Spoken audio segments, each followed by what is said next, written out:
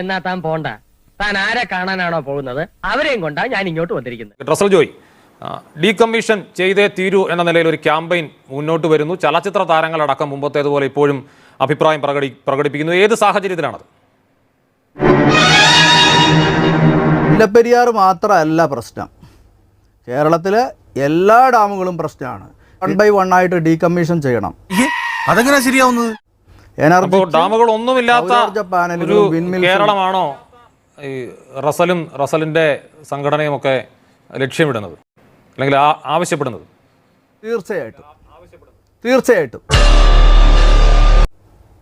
ഒരു ഡാമുകളും ഇല്ലാത്ത സുന്ദരമായ കേരളം. മുല്ലപ്പെരിയാർ ഡാം കൺസ്ട്രക്ട് ചെയ്യുന്നതിന് മുമ്പ് ഇവിടെ ഡാമുകളില്ലായിരുന്നു. അതേ കേരളത്തിലേക്ക് തിരിച്ചു പോയില്ലെങ്കിൽ പ്രകൃതിയെ നമ്മൾ നശിപ്പിച്ചത് കൊണ്ട് പ്രകൃതിക്ക് അതിൻ്റെ പൂർവ്വസ്ഥിതി നേടേണ്ടി വരും. പ്രകൃതി അത് നേടുക തന്നെ ചെയ്യും. അതിലിത്ര ചിരിക്കാനൊന്നുമില്ല. അവൻ പറഞ്ഞ ഉത്തരം ശരിയാ. ഇപ്പോൾ ഗ്ലോബൽ വാർമിങ്ങിൻ്റെ കാര്യത്തിലായാലും എന്ത് കാര്യത്തിലായാലും പ്രകൃതി അതിൻ്റെ പൂർവ്വസ്ഥിതി പ്രാപിക്കും. പക്ഷേ നമ്മളുണ്ടാവില്ല. ചില നേരത്തെ സത്യങ്ങൾ നുണയായിട്ടേ മറ്റുള്ളവർക്ക് തോന്നും. ജലസേചനത്തിനും ഊർജത്തിനുമൊക്കെ ഈ ഡാമുകൾ അത്രയും നമ്മൾ ഉപേക്ഷിച്ചാൽ പിന്നെ എന്ത് ചെയ്യാമെന്നാണ് റസൽ കരുതുന്നത്? മറുപടി ഉടനെ വേണം. ഇത്രയും ഡാമുണ്ടായിട്ടും 22% ഇലക്ട്രിസിറ്റിയെ നമുക്ക് ഉൽപ്പാദിപ്പിക്കാൻ കഴിയുന്നുള്ളൂ. യൂറോപ്പിലൊക്കെ ഫോട്ടോ വോൾട്ടേക്ക് എന്ന് പറഞ്ഞ ടെക്നോളജി ഉപയോഗിച്ച് വിൻ്ററിൽ ചെറിയ വെളിച്ചമുള്ളപ്പോൾ പോലും വൈദ്യുതി ഉൽപ്പാദിപ്പിക്കുന്നു. സംഭവം എപ്പെട്ട ഇയാളും ഭയങ്കര 2 മാസം മുമ്പ് നിങ്ങൾ പുറത്തേക്ക് ഇറങ്ങരുത്, സൂര്യാഘാതം ഉണ്ടാവുമെന്ന് പറഞ്ഞ്. അത്ര സൗരോർജ്ജമുള്ള ഈ കേരളത്തിൽ സൗരോർജ്ജ പ്ലാന്റുകൾ എന്തുകൊണ്ട് ചെയ്യുന്നില്ല? അതും ശരിയാ. ഒരു എയർപോർട്ട് തന്നെ ഇവിടെ പ്രവർത്തിക്കുന്നത് സൗരോർജ്ജ പാനലുകൾ ഉപയോഗിച്ചിട്ടല്ലേ? ഇവിടെ കേരളത്തിന് സീഷോറുണ്ട്. ഒരറ്റം മുതൽ മറ്റേ അറ്റം വരെ സീഷോറുണ്ട്. വിൻമിൽസുകൾ സ്ഥാപിച്ചുകൂടെ? നമുക്ക് വിൻമിൽസുകളും സൗരോർജ്ജ പാനലുകളും മാത്രം സ്ഥാപിച്ചാൽ ഗാർഹിക ഉപഭോഗത്തിനും വ്യാവസായിക ഉപഭോഗത്തിനും വൈദ്യുതി കിട്ടുകയും ചെയ്യും. ബാക്കിയുള്ളത് വിറ്റ് കേരളം സമ്പന്നമാകാൻ തരത്തിലുള്ള സൗരോർജ്ജം കേരളത്തിൽ ലഭിക്കുന്നുണ്ട് ഒരു വർഷം. It's impossible. ഇതൊക്കെ നമുക്ക് സ്വപ്നം കാണാമെന്നല്ലേ ഉള്ളൂ റസലെ. ഇതിന് ചിലവില്ലല്ലോ. ഇതിനെന്താ ചിലവ്? ഒരു ഡാം കൺസ്ട്രക്ട് ചെയ്യണതിന് 2000 തൊട്ട് 3000 കോടി വരെ. ഇപ്പോൾ അതിലേറെ കൂടും ഇനി ഒരു ഡാം കൺസ്ട്രക്ട് ചെയ്താൽ. അത് വേണോ? അത് ജനങ്ങൾക്ക് ഫ്രീ ആയിട്ട് സൗരോർജ്ജ പാനലുകൾ വെച്ച് കൊടുത്തുകൂടെ? പോത്തിനോട് വേദോത് വേണം, വെറുതെ സമയം കളയണ്ട. വേറെ ഏതെങ്കിലും വകുപ്പിലേക്ക് മാറ്റി നിയമിച്ചുകൊണ്ട് KSEB ഇവിടെ ആവശ്യമില്ല. KSEB ആണ് ഖജനാവ് ചോർത്തുന്ന ഒരു പ്രധാന ഇൻസ്റ്റിറ്റ്യൂഷൻ.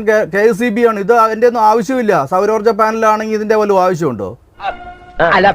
അത് പിന്നെ ഡാമുകൾ വേണോ? ശരി റസൽ, യഥാർത്ഥ സാഹചര്യത്തോട് എത്രമാത്രം നീതി പുലർത്തുന്നതാണ് റസലിന്റെ അഭിപ്രായമെന്ന് കാര്യം സത്യമാണെങ്കിലും എനിക്ക് അംഗീകരിച്ചു കൊടുക്കാൻ പറ്റുമോ? ചെയ്യണം. പുതിയൊരു ഡാമിന്റെ ആവശ്യമില്ല അവിടെ. പുതിയ ഡാം കേരളത്തിൽ ഇത്ര സീസ്മിക് ഏരിയയിൽ വീണ്ടും ഡാമോ? ഉണ്ട്. തമിഴ്നാടിന് വെള്ളമല്ലേ പ്രശ്നം? തമിഴ്നാടിന് വെള്ളം ഇലക്ട്രിസിറ്റി അല്ലേ പ്രശ്നം? ജോഗ്രഫിക്കലി മുല്ലപ്പെരിയാർ ഡാമിന് മേലെ ഒരു ഡാമുണ്ട്, കക്കി ഡാം. കക്കി ഡാം പത്തനംതിട്ട ഡിസ്ട്രിക്റ്റിലാണ്. കക്കി ഡാമിൽ മുല്ലപ്പെരിയാർ ഡാമിലുള്ളതിൽ കൂടുതൽ വെള്ളമുണ്ട്.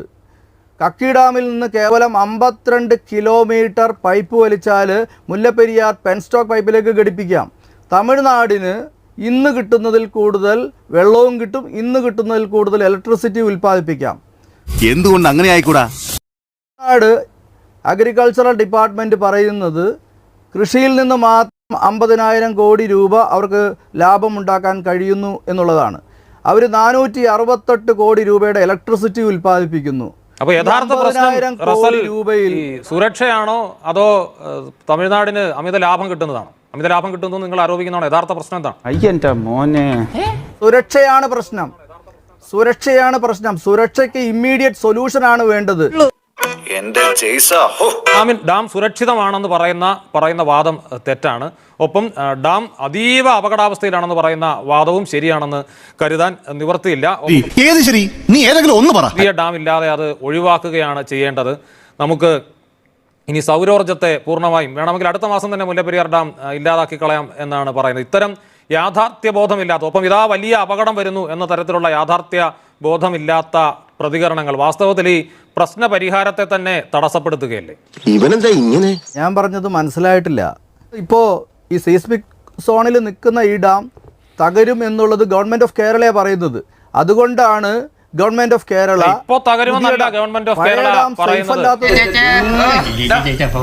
കേരള എന്തുകൊണ്ടാണ് ഒരു പുതിയ ഡാമിന് DPRഉം എൻവയറമെന്റൽ ക്ലിയറൻസിനും ശ്രമിക്കുന്നത്? നിലവിലുള്ള ഡാം വീക്കായതുകൊണ്ടല്ലേ? ഞാൻ അങ്ങനെ മനസ്സിലാക്കിയിട്ടുള്ളത്. നിലവിലുള്ള ഡാം സേഫ് ആണെങ്കിൽ പിന്നെ എന്തിനാണ് പുതിയ ഡാം? ഒരു ഡാമിന്റെ സുരക്ഷയെ കുറിച്ച് ആശങ്കയുണ്ട് എന്നതിന്റെ അർത്ഥം ഈ ഡാം ഇതാ നാളെ പൊട്ടാൻ പോകുന്നു എന്ന് അല്ലല്ലോ റസൽ. താൻ എന്തുവാടോ ഈ പറയുന്നേ? 130 വർഷം പഴക്കമുള്ള ഒരു ഡാമിനെ കുറിച്ചുള്ള ചർച്ച പോലും വേസ്റ്റാണ്. പറഞ്ഞത് ഈ പ്രശ്നം പരിഹരിക്കുന്നതിന് വലിയ വിഘാതമാകും ഈ നിലപാട്. ഒരിക്കലുമില്ല. കക്കി ഡാമിൽ നിന്ന് വെള്ളം കൊടുക്കണമെങ്കിൽ 3 മാസത്തെ സമയം മതി മാക്സിമം. 52 കിലോമീറ്റർ പൈപ്പ് വലിച്ചാൽ മതി. 100 കോടി രൂപയിൽ താഴെ ചെലവ് വരുത്തുള്ളൂ. സർക്കാർ ഇപ്പോൾ എന്തിനാണ് പുതിയ ഡാം നിർമ്മിക്കുന്നത്? പഴയ ഡാം സേഫ് ആയതുകൊണ്ടാണ്. തമിഴ്നാട് സർക്കാരിനെ നോക്കൂ. തമിഴ്നാട് സർക്കാർ ഇത് തന്നെയാണ് പറയുന്നത്.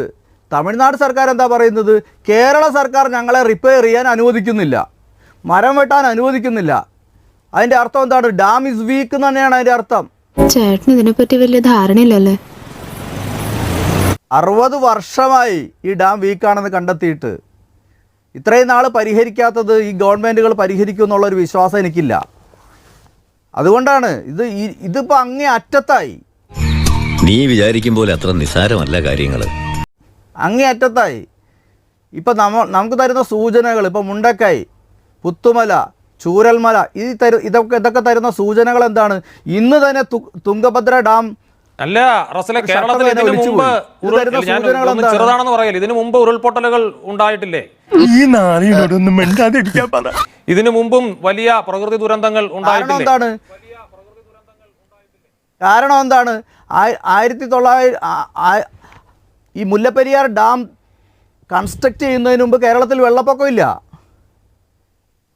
ഒരിക്കലും വെള്ളപ്പൊക്കം ഉണ്ടായിട്ടില്ല. മുല്ലപ്പെരിയാർ ഡാം കൺസ്ട്രക്ട് ചെയ്തതിന് ശേഷം ജലനിർഗമന മാർഗങ്ങൾ അടഞ്ഞപ്പോഴാണ് 1924 99 വെള്ളപ്പൊക്കം എന്ന് പറയുന്നത് ഉണ്ടായത്. അതൊന്നും എനിക്കറിയാൻ മേല. അപ്പോൾ ഈ ലോകത്ത് ഉണ്ടാകുന്ന വെള്ളപ്പൊക്കങ്ങൾക്കെല്ലാം കാരണം ഡാമുകളാണെന്നും ഉരുൾപൊട്ടലുകൾക്കെല്ലാം ഇതുവരെ ഉണ്ടായിട്ടുള്ളത്, എനിക്ക് തോന്നുന്നു ഈ ഇപ്പോഴത്തെ ആധുനിക രീതിയിലുള്ള വികസനമോ മനുഷ്യന്റെ ആദിമ ചരിത്രം എഴുതപ്പെടുന്ന കാലം മുതൽ പ്രകൃതി ദുരന്തങ്ങളുണ്ട്. തീർച്ചയായും മനുഷ്യൻ അതിന്റെ ആക്കം കൂട്ടുന്നുണ്ടെന്ന കാര്യത്തിൽ ആർക്കും സംശയമില്ല. ഫിക്സ് എടാ എൽദോ ഒരുമാതിരി മറ്റേടത്തെ വർത്താനം പറയില്ലേ നീ എവിടെയെങ്കിലും ഉറച്ചു. അതുകൊണ്ട് നമ്മുടെ ദൈനംദിന ജീവിതത്തെ നേരിട്ട് ബാധിക്കുന്ന കാര്യങ്ങളും ഒഴിവാക്കണമെന്നൊക്കെ പറയുന്നത് എത്ര യാഥാർത്ഥ്യബോധത്തോടെ ആണെന്ന് എനിക്ക് അറിയില്ല. എന്തായാലും റസലിന്റെ ഈ വിഷയത്തിലെ ആത്മാർത്ഥതയെ ഞാൻ സംശയിക്കുന്നില്ല. ഒരുമാതിരി ചൊറിഞ്ഞു വരുന്നുണ്ട് നിന്റെ വർത്താനം കേട്ട. ശാസ്ത്രമല്ല ഇപ്പം, ഇത് രാഷ്ട്രീയമാണ് ശക്തമായിട്ടുള്ള. ഒരു കാരണവശാലും തമിഴ്നാട് സർക്കാർ പിന്നെ ഒരു പുതിയ ഡാമിനുള്ള അനുമതി കൊടുക്കാൻ അവർക്ക് രാഷ്ട്രീയമായി കഴിയില്ലെന്നുള്ളതാണ് സത്യം. ഇപ്പൊ മനസ്സിലായോ? 144 അടിയുടെ വെള്ളമേ പിടിക്കാവൂ എന്ന് സുപ്രീം കോടതി പറഞ്ഞിട്ടുണ്ടെങ്കിൽ 152 അടി വെള്ളം പിടിക്കാനുള്ള ഷട്ടർ അവിടെ നിന്ന് അഴിച്ചു മാറ്റിക്കുക എന്നത് ഒരു മെയിനായിട്ടുള്ള കാര്യമാണ്. അത് കോടതി ഇടപെടേണ്ടി വരുമെങ്കിൽ അവരെ കൊണ്ട് ഇടപെടുത്തണം എന്നുകൂടി എനിക്ക് പറയണം. പക്ഷേ വേറൊരു കാര്യമുണ്ട്. ഇടവേളയ്ക്ക് ശേഷം തിരിച്ചെത്താം. മറ്റേ മുല്ലപ്പെരിയാറിനും ഇതാണ് ഇപ്പോൾ ഉള്ള കുഴപ്പം. ഒരു കാര്യം പറയാൻ സമ്മതിക്കില്ല. സുപ്രീം കോടതി പറഞ്ഞു വെച്ചത് ഇതാണ്: right to live without fear is a fundamental right. ഒരു തരത്തിലും നമുക്കൊരു ആകുലതയില്ലാതെ ജീവിക്കാനുള്ള അവകാശം മൗലിക അവകാശമാണെന്നാണ് സുപ്രീം കോടതി പറഞ്ഞു വെച്ചത്.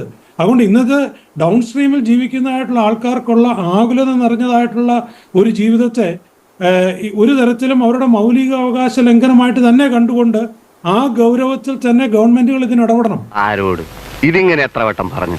ഞങ്ങളൊന്നും കാണുന്നുമില്ല കേൾക്കുന്നുമില്ല. തമിഴ്നാട്ടിലെ ജനങ്ങൾ ഇതിനെ കൈകാര്യം ചെയ്യുന്നത്. അവരുടെ ആശങ്ക വെള്ളത്തിന്റെ അളവ് കുറയുമോ, കൊടുക്കേണ്ടി വരുന്ന തുക കൂടുമോ എന്നൊക്കെയാണ്. അങ്ങനെയെങ്കിൽ അത് പരിഹരിക്കാനുള്ള രാഷ്ട്രീയ പരിഹാരം കാണാനുള്ള ശ്രമം തുടരേണ്ട സമയം ഒരുപാട് കഴിഞ്ഞിരിക്കുന്നു. അതേ വികാരത്തോടൊപ്പം തന്നെയാണ് കേരളത്തിലെ ജനതയും. ഏകദേശം എത്ര പേര് കണക്കിൽപ്പെടാതെയും വയനാട്ടിൽ ഒഴുകിപ്പോയി. ഒരു സ്റ്റോർഡ് വാട്ടറിന്റെ ഫ്ലോ അല്ല അവിടെ ഉണ്ടായത്. അവിടെ പ്രകൃതിയുടെ ഒരു മേഘസ്ഫോടനമായിരിക്കാം, ഏത് രീതിയിൽ അതിന്റെ സയന്റിഫിക് സ്റ്റഡിയൊക്കെ വരട്ടെ പുറത്ത്. അവിടെ ഉണ്ടായ വെള്ളത്തിന്റെ പാച്ചിലിൽ ഇത്രയും ജനങ്ങൾ ഒലിച്ചു പോവാമെങ്കിൽ ഇതുപോലുള്ള ഒരു ഡാമിന്റെ ഒരു ഔട്ട് പോസ്റ്റ് ഉണ്ടായാൽ എന്ത് സംഭവിക്കും എന്നറിയാനുള്ള മൗലികാവകാശം എനിക്കുണ്ട്. മനുഷ്യനുണ്ടാക്കിയ ഏറ്റവും വലിയ ദുരന്തം അണുബോംബിന്റേതല്ല. ഇപ്പോൾ ഈ ഡാം തകർന്നു കഴിഞ്ഞാൽ അതിന്റെ 10 ഇരട്ടി ആളുകൾക്ക് ജീവൻ നഷ്ടപ്പെടും. വിത്ത് ഫിയർ. അത് എന്റെ മൗലികാവകാശം ദിവസവും ഒരു കണ്ടിന്യൂയിങ് റോങ് ആയിട്ട് തന്നെ നടന്നുകൊണ്ടിരിക്കുകയാണ്. അതുകൊണ്ട് ഇത് ഞാൻ നേരത്തെ പറഞ്ഞ പോലെ ഒരു വെള്ളത്തിന്റെ ഉപയോഗം എങ്ങനെ ആയിരിക്കണം എന്നുള്ളതിനെ കുറിച്ച് തീർച്ചയായിട്ടും അതിനൊരു പൊളിറ്റിക്കൽ ഡിസിഷൻ വേണം. അതിനേക്കാൾ ഇപ്പോഴത്തെ സാഹചര്യത്തിൽ ഇന്ന് കേരളം കണ്ടിരിക്കുന്ന ഒരു പ്രകൃതി ദുരന്തത്തിന്റെ ഒക്കെ സാഹചര്യത്തിൽ നിന്ന് ചിന്തിക്കുകയാണെങ്കിൽ ഇതിനൊന്ന് റീഡിഫൈൻ ചെയ്യേണ്ട സമയം കഴിഞ്ഞു. ഈസ് ഇറ്റ് ഈ പറഞ്ഞതുപോലെ ഒരു ഹൈഡ്രോ ബോംബാണോ എന്ന്, അതോ അതൊരു മിഥ്യ മാത്രമാണോ? അതാണ് അഡ്വക്കേറ്റ് മനോജ്, സമയക്കുറവ് കൊണ്ട് മാത്രം ഞാൻ ഇടപെടുകയാണ്. ഒരു കാര്യത്തിൽ സംശയമില്ല, ഈ ഡാം സുരക്ഷിതമാണോ എന്ന് ഉറപ്പ് പറയാൻ ഒരാൾക്കും കഴിയുന്നില്ല. അതുകൊണ്ട് ഇതാ നാളെ തകരാൻ പോകുന്നു എന്ന് ആശങ്ക പരത്തുന്നത് തീർച്ചയായും ഈ ജനങ്ങളുടെ താല്പര്യത്തിനും ഈ പ്രശ്നം പരിഹരിക്കുന്നതിനും ഏതെങ്കിലും തരത്തിൽ സഹായകരമാവില്ല. തീർച്ചയായും നിയമ നടപടികളുടെ കാര്യത്തിൽ കേരളത്തിന് വലിയ വീഴ്ച സംഭവിച്ചിട്ടുണ്ട്. സാധാരണക്കാരുടെ ദുരവസ്ഥയാണ്. എളുപ്പ വഴികളില്ല, കഠിനമായ മാർഗങ്ങൾ തുടർച്ചയോടെ സ്വീകരിക്കുന്നതിൽ വന്ന പാളിച്ച ഇനിയെങ്കിലും ഒഴിവാക്കിയില്ലെങ്കിൽ പ്രതീക്ഷിക്കാത്തത് സംഭവിക്കുമ്പോൾ ദുഃഖിക്കേണ്ടി വരും. പിരിച്ചെത്താം. എങ്ങനെയുണ്ട് എന്റെ പെർഫോമൻസ്?